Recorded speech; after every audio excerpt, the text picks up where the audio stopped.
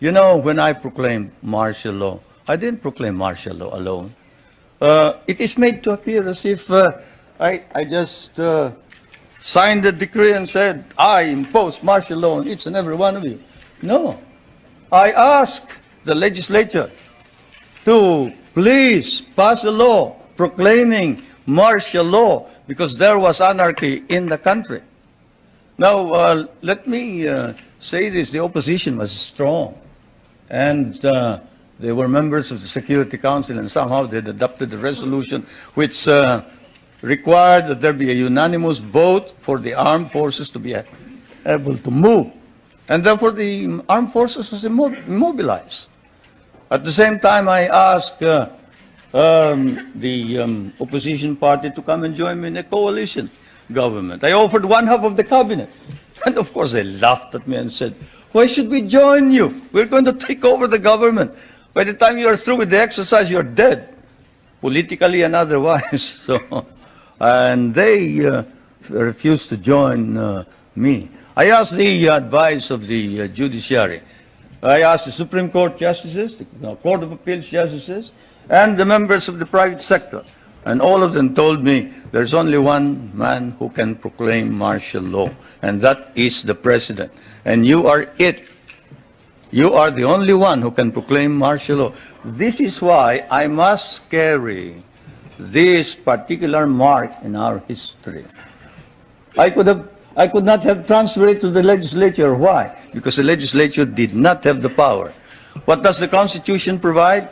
The President shall be the Commander-in-Chief of the Armed Forces of the Philippines, and he may order the armed forces out to quell any disorder, riot, rebellion, invasion, insurrection, and in case of invasion, insurrection, rebellion, or imminent danger thereof, when the public safety requires it, he may suspend the privilege of the writ of habeas corpus or proclaim martial law throughout the Philippines or any part thereof. What does that provision provide? It provides that only the President can proclaim martial law. I repeat, that is why I had to assume responsibility. And I am not one for shirking duty.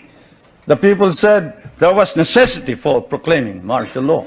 And the people said, you are the only official who can proclaim martial law. So I proclaimed martial law. And I sincerely believed that it was necessary to proclaim martial law to install order and stability because there was complete anarchy throughout the country at the time. Now, therefore, at that particular period, what was the status of our government? Our government was immobilized, impotent. The armed forces could not move out. The industry was not at all in any way moving. There was no income coming into government. Everybody was running away. They burned the U.S.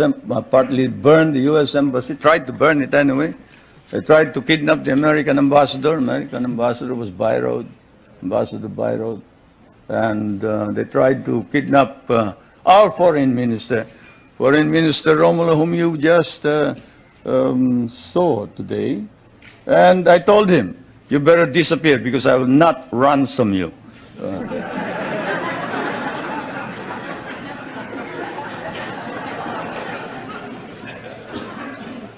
But whatever it is, they burned the Manila International Airport, they bombed the Supreme Court, they bombed the Constitutional Convention, they bombed the City Hall, they burned part of Malacanang Palace, they attempted to kidnap my children, they attempted to kill the President 8 times.